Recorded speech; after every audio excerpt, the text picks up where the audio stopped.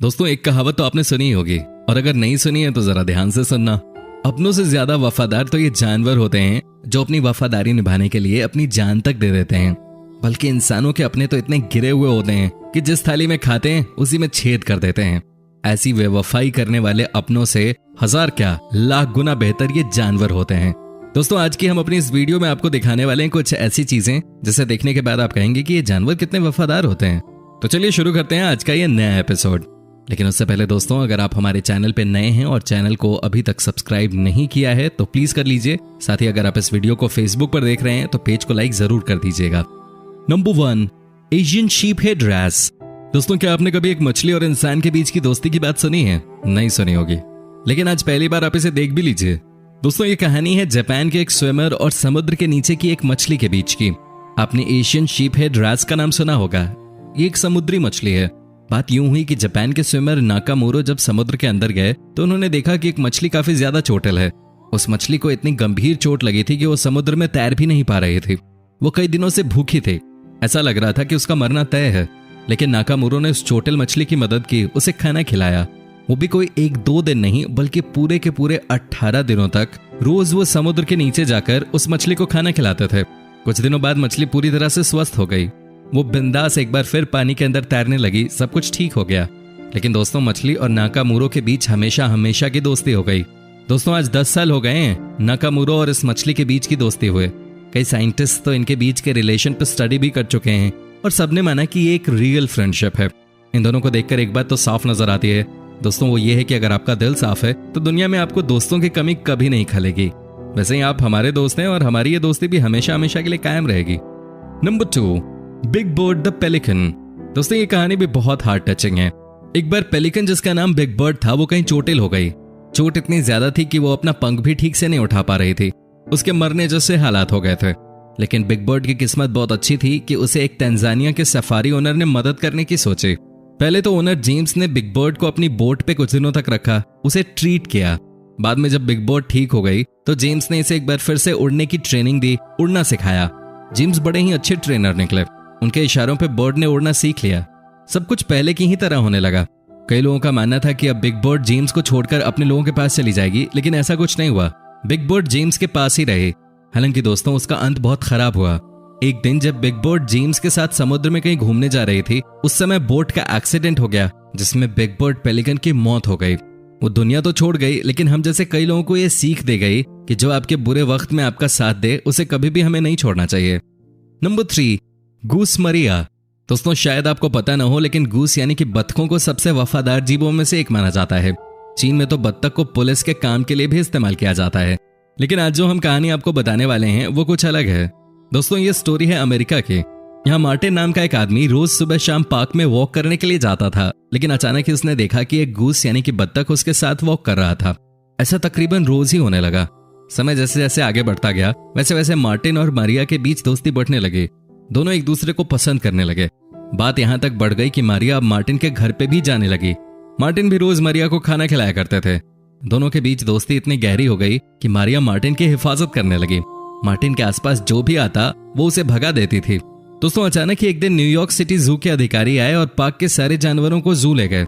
लेकिन इसके बाद भी मार्टिन और मारिया के बीच की दोस्ती खत्म नहीं हुई। मारिया से मिलने के लिए मार्टिन रोज ही जू जाने लगे। दोस्तों, आपको कैसी लगी कहानी मारिया और मार्टिन के बीच की? आप हमें कमेंट करके जरूर बताएं।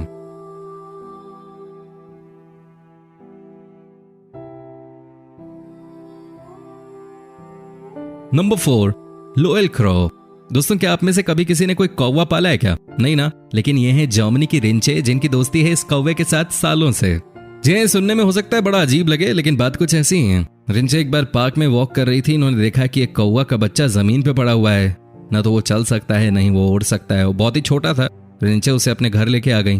कई लोगों ने उन्हें मना किया कि आप कौवे के बच्चे को अपने घर में मत लेके आओ, लेकिन रिंचे ने किसी की नहीं सुनी। वो उस कौवे को अपने घर लेके आई, उसकी सेवा की, उसे ठीक किया, उसे उड़ना सिखाया।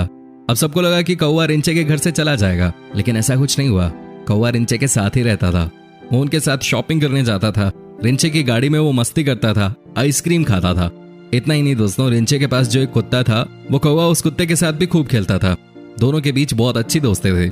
रिंचे को भी समझ आ गया था कि ये कौवा उनका सबसे वफादार दोस्त बन गया है।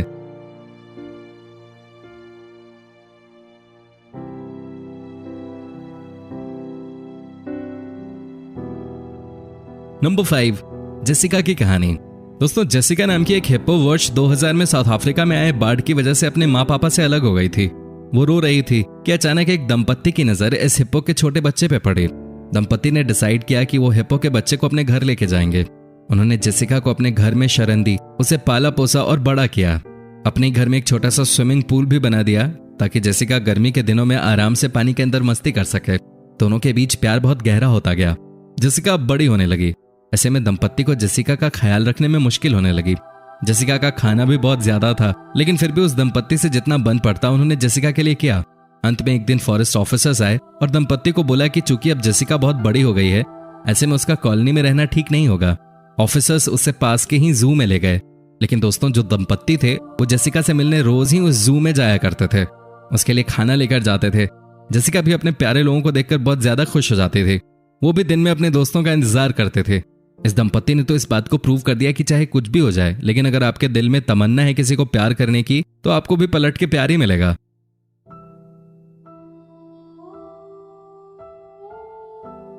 नंबर 6, दोस्तों, ऑस्ट्रेलिया के मार्को एक जाने माने डाइवर हैं।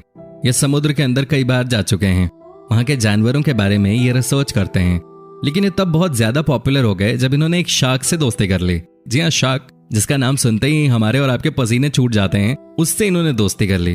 दोस्तों, बात तब की है जब मार्को एक बार समुद्र के अंदर गए और इन्होंने नोटिस किया कि एक शार्क इनके साथ खेल रही है, इन्हें अपनी तरफ बुला रही है। लेकिन ये एक दिन की ही बात नहीं थी।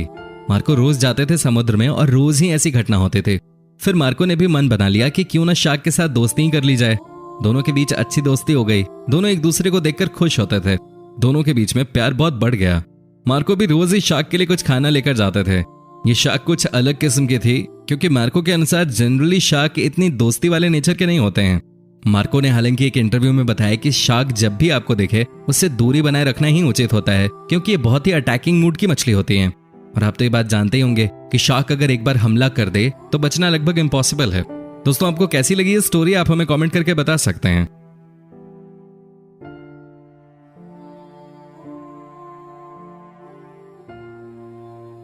Number 7, beer. दोस्तों, केरॉन नाम के इस आदमी ने एक बियर यानी कि भालू को पालना शुरू किया। ना, ये मत समझिए कि केरॉन को कोई शौक था भालू को पालने का। दरअसल बात यह थी कि स्पेन के एक जू में बहुत सारे जानवर हो गए थे और इसी बात को लेकर जू के अधिकारियों ने फैसला किया कि वो इस भालू को मार देंगे। लेकिन फिर केरॉन ने यह निर्णय लिया कि वो इस भालू को अपने घर लेकर आएंगे और इसे पालेंगे। केरॉन भालू की जिंदगी बचाना चाह रहे थे और वो इस काम में सफल भी हो गए।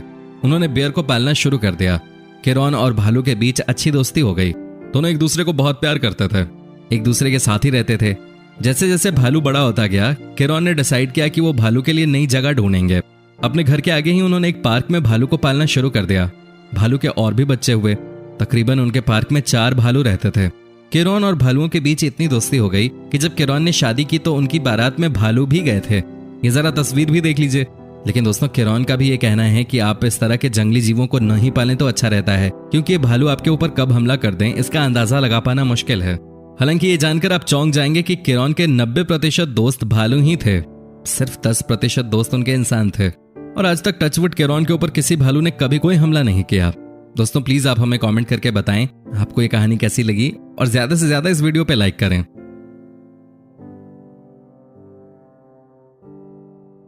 Number 8, lion.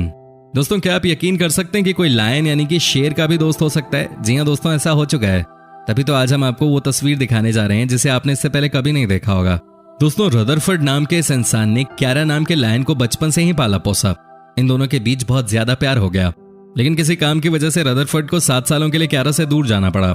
लेकिन अब इस तस्वीर को देखेंगे तो आपकी आंखों में आंसू आ जाएंगे। ये देखिए कैसे ये शेर रदरफोर्ड को 7 सालों के बाद भी देखकर पहचान गया, उसके साथ खेलने लगा, मस्ती करने लगा। ये तस्वीर दोस्तों बताने के लिए काफी है कि दुनिया में प्यार की जरूरत है। लोग हो या जानवर, सबको प्यार चाहिए। और अगर आपके मन में सच्चा प्यार है किसी के लिए, तो वो जानवर चाहे कितना ही खतरनाक क्यों ना हो, वो भी आपका दोस्त बन ही जाएगा।